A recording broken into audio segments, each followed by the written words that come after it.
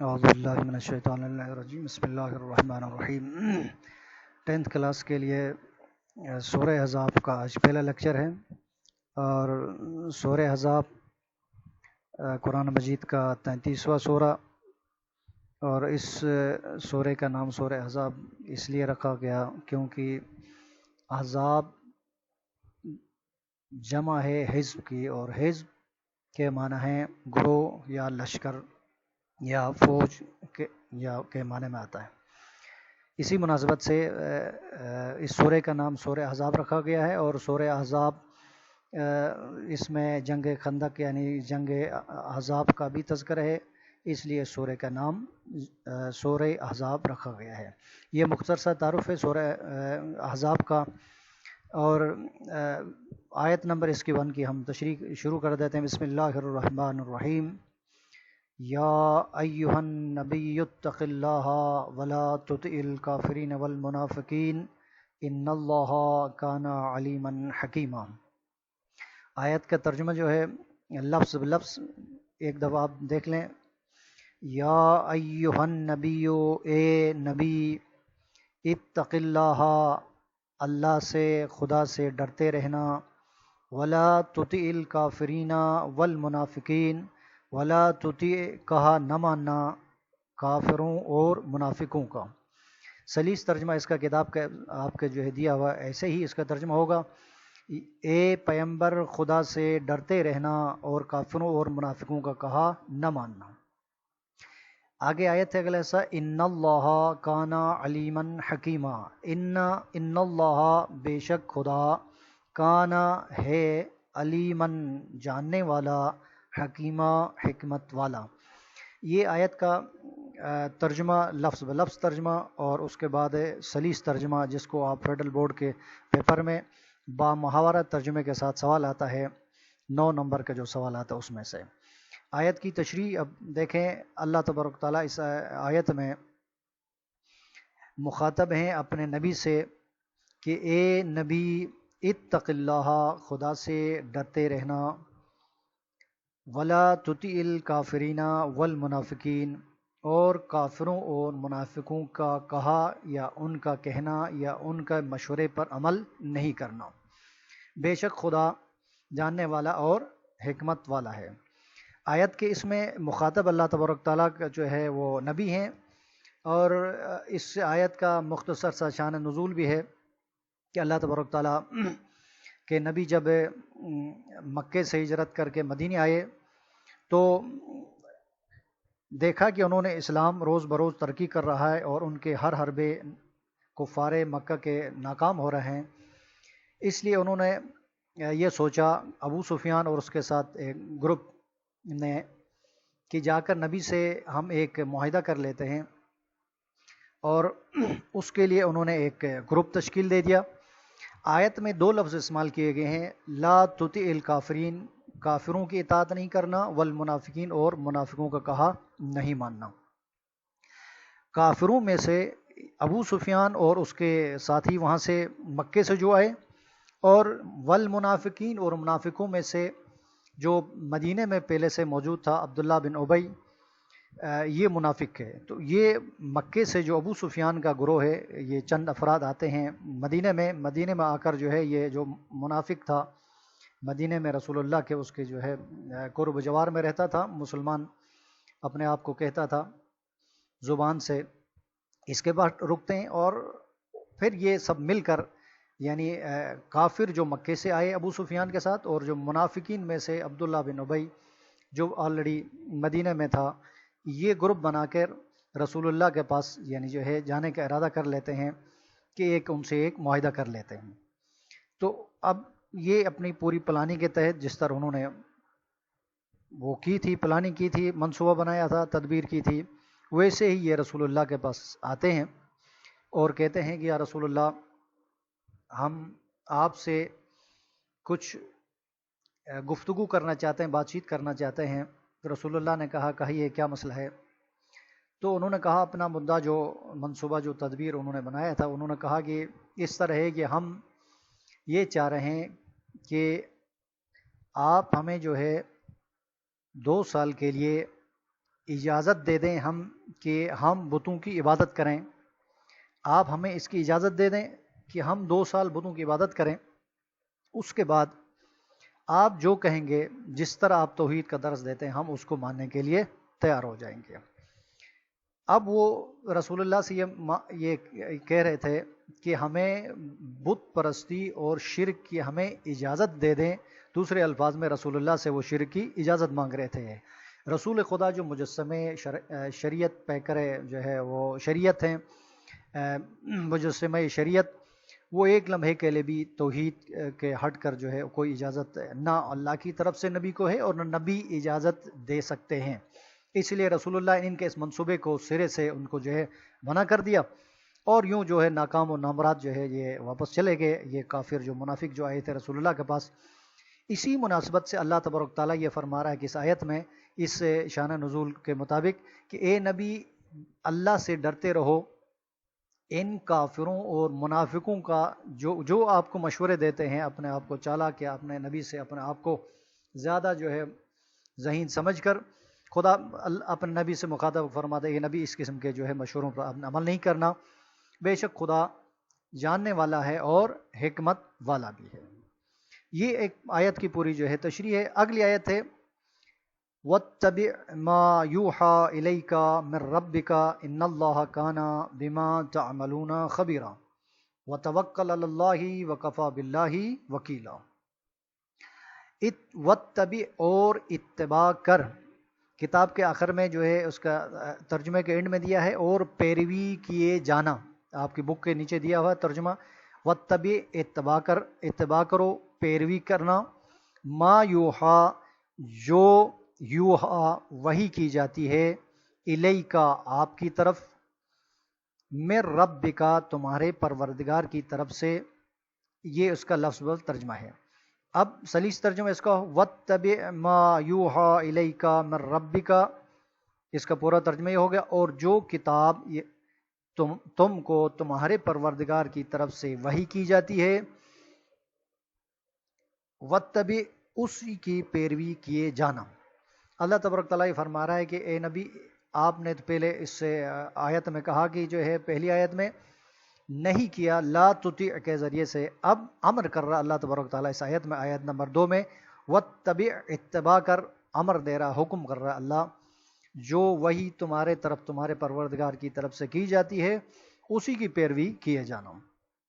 ان اللہ کانا بما تعملون خبیرا، بے شک خدا کانا ہے، بما تعملون جو کچھ تم عمل انجام دیتے ہو تمہارے سب عملوں سے، خبیرہ خبردار ہے، بے شک خدا تمہارے سب عملوں سے خبردار ہے، یا بے شک خدا تم جو کچھ کرتے ہو اس سے باخبر ہے۔ آیت کی تشریح کی ضرورت نہیں، آیت واضح ہے، کلیئر ہے، اس لیے میں آگے اگلی آیت کی طرف بڑھتا ہوں۔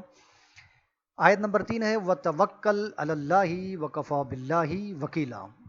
وَتَوَكَّلْ عَلَى اللَّهِ، وَتَوَكَّل اور بھروسہ کر، بھروسہ رکھنا، علی اللہ اللہ پر، وَكَفَى بِاللَّهِ وَكِيلًا اور کفا اور کافی ہے، باللہ خدا، وکیلا کارساز، بطور کارساز۔ اور آیت میں کہا کہ وکفا باللہ وکیلا اور خدا ہی کارساز کافی ہے۔ اس میں تھوڑی وضاحت کی ضرورت ہے، 2 لفظ استعمال ہوئے ہیں، باقی آسان ہے، توکل اور وکیل، ان دونوں الفاظ کو اس سے پہلے آپ 9 میں بھی پڑھ چکے ہیں، توکل کے معنی وہاں بھی میں سمجھا چکا ہوں، اور وکیل کے معنی بھی تقریباً وہاں آپ کو میں بتا چکا ہوں، لیکن آپ کی یاد دہانی کے لیے ایک دفعہ پھر میں آپ کو یہ تھوڑی وضاحت کر دیتا ہوں۔ توکل اور بھروسہ رکھنا، توکل کے معنی ہے عربی میں، ہم اس کا اردو میں ترجمہ کرتے ہیں بھروسہ رکھنا۔ بھروسہ اردو میں ہم ایک لفظ استعمال کر لیتے ہیں، لیکن یہ بھروسے کا لفظ جو ہے توکل کا جو عربی کا معنی ہے، جو اللہ تبارک تعالیٰ اس آیت بیان کر رہا ہے، اس معنی کو صحیح واضح نہیں کر رہا ہے۔ توکل کے معنی یہ ہے کہ اللہ تبارک تعالیٰ نے ہمیں جو ذمہ داری دی ہے، جو فرائض ہم پر عائد کیے ہیں، اس ذمہ داری اور اس فریضے کو پورے شرائط کے ساتھ پوری ذمہ داری سے پورا کرنا، پھر اس ذمہ داری کو جو آپ نے جو کام اس کو پورا انجام دیا ہے، اس کام کے نتیجے کو اللہ کے ذات پر چھوڑنے کو کہتے ہیں توکل کہا جاتا ہے۔ اس کے معنی توکل ہے، نہیں ہے کہ توکل ہے کہ آپ بیٹھے رہیں، آپ گھر پہ بیٹھے رہیں، آپ کوئی جو ہے سرچ نہ کریں، کوئی جو ہے اس کو یعنی کتاب کھولے نہیں، آپ نیٹ کی طرف دیکھے نہیں، آپ جو کالج والوں نے جو ہے یوٹیوب کا جو ہے وہ چینل کھولا اس کو بھی آپ ٹرائی نہ کریں، آپ کہیں گے جی نہیں جی چھٹیاں ہیں اور اس کو ہم بیٹھے ہوئے ہیں گھر میں تو ہم خدا پر توکل کرتے ہیں، اس طرح کا جس طرح کرونا کے وائرس کے اس ایام میں یہ کہا گیا کہ آپ ویسے پروموٹ ہو گئے ہیں، تو ایسا کبھی ہونے والا نہیں ہے، یہ چانسز کبھی کبھی آتے ہیں۔ تو توکل کا معنی یہ نہیں کہ آپ ہاتھ پر ہاتھ درے بیٹھ جائیں اس کا جو ہے اور پھر آپ کا کام ہو جائے گا، توکل کا یہ معنی نہیں ہے۔ توکل کے معنی میں آپ کو بتا چکا کہ اپنے کام کو جو آپ نے جو ہے وہ انجام دینا ہے، ذمہ داری کو پوری طرح انجام دینا پورے شرائط کے ساتھ، اور پھر اس کے نتیجے کو اللہ پر چھوڑ دینے کو توکل کہا جاتا ہے۔ وَكَفَى بِاللَّهِ وَكِيلًا دوسرا لفظ ہے اللہ بطور کارساز تمہارے لیے کافی ہے۔ وکیل کا معنی ہے کارساز، کارساز پرشن کا لفظ ہے، کار کے معنی ہے کام، ساز کے معنی ہے بنانے والا، یعنی کام بنانے والا۔ اردو میں آپ استعمال کرتے ہیں جو ہے وکیل، ایڈوکیٹ۔ ایڈوکیٹ بھی کیا کرتا ہے، ایک وکیل بھی تمہارا مقدمہ لڑ کر تمہارے اس مقدمے کو کیا کرتا ہے، وہ بنا سنوار کر جج کے سامنے پیش کر کے اس کو جتوانے کی کوشش کرتا ہے، اس کو کہتے ہیں وکیل۔ اللہ تبارک تعالیٰ فرماتا ہے کہ اگر انسان اس طرح چلے جس طرح خدا حکم دیتا ہے، اللہ کی پیروی کرے، تو خدا جو ہے انسان کے لیے بطور کارساز کافی ہے۔ انسان کے کام بنانے والا جو ہے بگڑے ہوئے اللہ کی ذات ہے، بشرط کہ انسان اللہ تبارک تعالیٰ کے بتائے ہوئے قوانین اور اس کے مطابق عمل کرے۔ تو یہ اس کا ترجمہ تھا وَكَفَى بِاللَّهِ وَكِيلًا۔ اگلی آیت ہے ما جعل اللہ لرجل من قلبین فی جوفہ وما جعل ازواجکم اللائی تظاہرون منہن امہاتکم۔ یہ آیت تھوڑی سی تفصیل طلب ہے، اس لیے میں تھوڑے تھوڑے ٹکڑوں کی صورت میں وضاحت کیے دیتا ہوں۔ اس میں 3-4 قسم کے احکام موجود ہیں۔ ایک تو ہے یہ کہ اللہ تبارک تعالیٰ نے پہلا جو ہے وہ اس کا مطلب ہے کسی بھی انسان کے سینے میں 2 دل نہیں رکھا۔ دوسری جو ہے اس کے تشریح طلب حصہ ہے، اسی آیت میں دوسرا حصہ ہے، وہ ہے اللہ تبارک تعالیٰ نے کہا کہ تمہاری جو ہے منہ بولی مائیں جو ہے جن کو تم ماں کے بیٹھتے ہو زہار کے ذریعے سے، وہ تمہاری مائیں نہیں ہے، تمہاری ماں وہی ہے جس نے تمہیں جنا ہے۔ تیسرا جو مطلب جو ہے وہ جو بیان ہوگا اس آیت میں وہ ہے کہ کہا کہ جو ہے منہ بولے بیٹے تمہارے حقیقی بیٹے نہیں ہیں۔ تو اللہ تبارک تعالیٰ اس آیت میں ان 3 قسم کے جو ہے احکام کو جو بیان کر رہا ہے، اس کی میں تھوڑے تھوڑے کر کے وضاحت کیے دیتا ہوں۔ ترجمہ دیکھیں ایک دفعہ، پھر جو ہے پہلے لفظ بدل ترجمہ دیکھیں، اس کے بعد سلیس ترجمے کی طرف میں آتا ہوں۔ ما جعل اللہ، ما یہاں استعمال ہوا ہے نہیں کے معنی میں، ما جعل نہیں بنایا، نہیں بنائے، آپ کی کتاب کا ترجمہ ہے اللہ نے نہیں بنائے، خدا نے نہیں بنائے، لرجل کسی آدمی کے، من قلبینی 2 دل، فی جوفہ اس کے پہلو میں۔ جوف کے معنی انہوں نے پہلو کا دیا ہے، جوف کے معنی سینے کو بھی کہتے ہیں، جوف یعنی ایک کھلی فضا جو جگہ گرتی ہے اس کو جوف کہا جاتا ہے۔ یہاں انہوں نے سینے کو یعنی جو ہے جوف قرار دیا ہے، اس سینے کے اندر جو ہے اس کا دل ہوتا ہے۔ تو اللہ تبارک تعالیٰ نے کہا کہ سلیس ترجمے میں خدا نے کسی آدمی کے پہلو میں 2 دل نہیں بنائے۔ اب یہاں پر اس کو میں روک دیتا ہوں اور اس کو آیت کی تھوڑی وضاحت ضروری ہے، کیونکہ بغیر وضاحت کے آیت جو ہے سمجھ میں نہیں آئے گی۔ اللہ تبارک تعالیٰ فرما رہا تھا کہ ہم نے کسی بھی انسان کے سینے میں 2 دل نہیں بنائے۔ مطلب یہ ہے کہ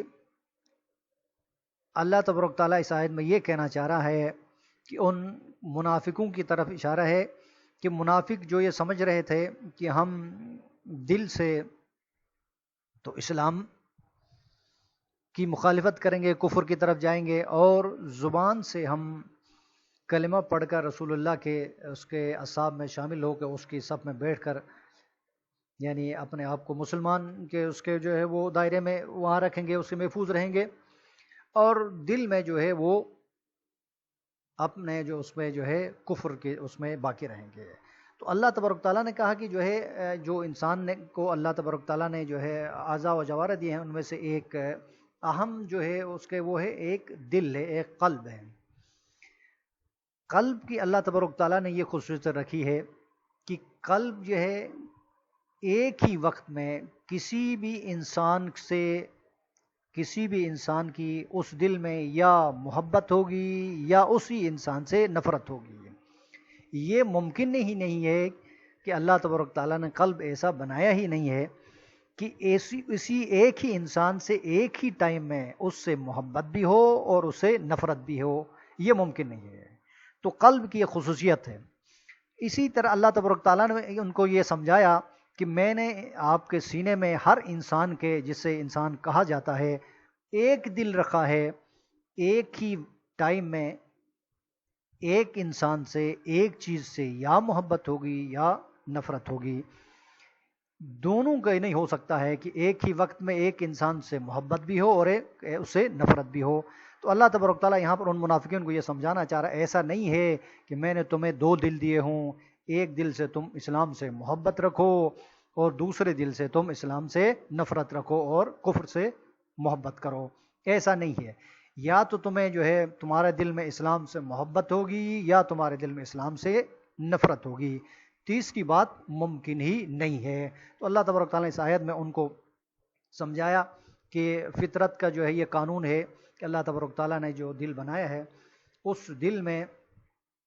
یہ بات رکھی ہے، یہ جو ہے یہ چیز کہ اللہ تبارک تعالیٰ نے کہا کہ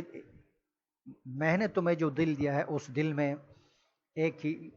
ہی بیک وقت ایک ٹائم یا اسلام سے محبت یا اسلام سے نفرت ہوگی، دونوں چیزیں ممکن نہیں ہیں۔ اسی لیے اشارہ کیا گیا تمہارے سینے میں دو دل نہیں ہیں، ایسا نہیں ہے کہ ایک دل سے تم اسلام سے محبت کرو دوسرے دل سے تم کفر سے محبت کرو۔ یہ آیت کو تھوڑی سی بہت وضاحت ہوگی، اب کلیئر ہو گیا۔ اگلی آیت کا جو حصہ ہے وہ ہے وَمَا جَعَلَ أَزْوَاجُكُمُ اللَّائِي تُظَاهِرُونَ مِنْهُنَّ أُمَّهَاتِكُمْ، اور نہیں قرار دیا، نہیں بنایا، ما جعلا، ما کا معنی جو پہلے نہیں کے معنی میں اسی معنی میں ہے، جعلا کا معنی بنانا اور بھی معنی ہے، لیکن یہاں بنانے کا معنی میں ہے۔ وما جعلا، اور نہیں بنایا، ازواجکم اللائی، ازواجکم تمہاری بیویوں کو، تمہاری عورتوں کو، اللائی جن سے تظاہرون، اس کا ترجمہ کیا بعد میں اس کی وضاحت کروں گا، ظہار کا معنی کیا ہے، پہلے ترجمہ دے اس کو جو ہے آپ اس کو سنیں۔ تظاہرون جنہیں تم ماں کہہ بیٹھتے ہو، منہن ان ماؤں کو، امہاتکم تمہاری مائیں نہیں بنایا۔ یعنی اللہ تبارک تعالیٰ یہ فرما رہا ہے کہ اور نہ تمہاری عورتوں کو یعنی تمہاری بیویوں کو جن کو تم ماں کہہ بیٹھتے ہو تمہاری مائیں نہیں بنایا۔ یہ آیت کا ترجمہ ہے جی۔ اب آیت میں جو ہے ایک اصطلاح موجود ہے جس سے کہتے ہیں تظاہرون، ظہار۔ عربی جو ہے احکام، اسلام کے احکام میں سے ایک حکم ہے، حکم ظہار۔ پہلے ظہار کی وضاحت کر دیتا ہوں، اس کی تعریف بھی کر دیتا ہوں تاکہ جو ہے یہ چیز واضح ہو جائے، تو پھر جو ہے اس کا آیت کا جو ہے ترجمہ واضح ہو جائے گا جی۔ ظہار اس کا لفظی معنی اس سے نکلا ہے ظہر سے، ظہر کہتے ہیں عربی میں پیٹھ کو،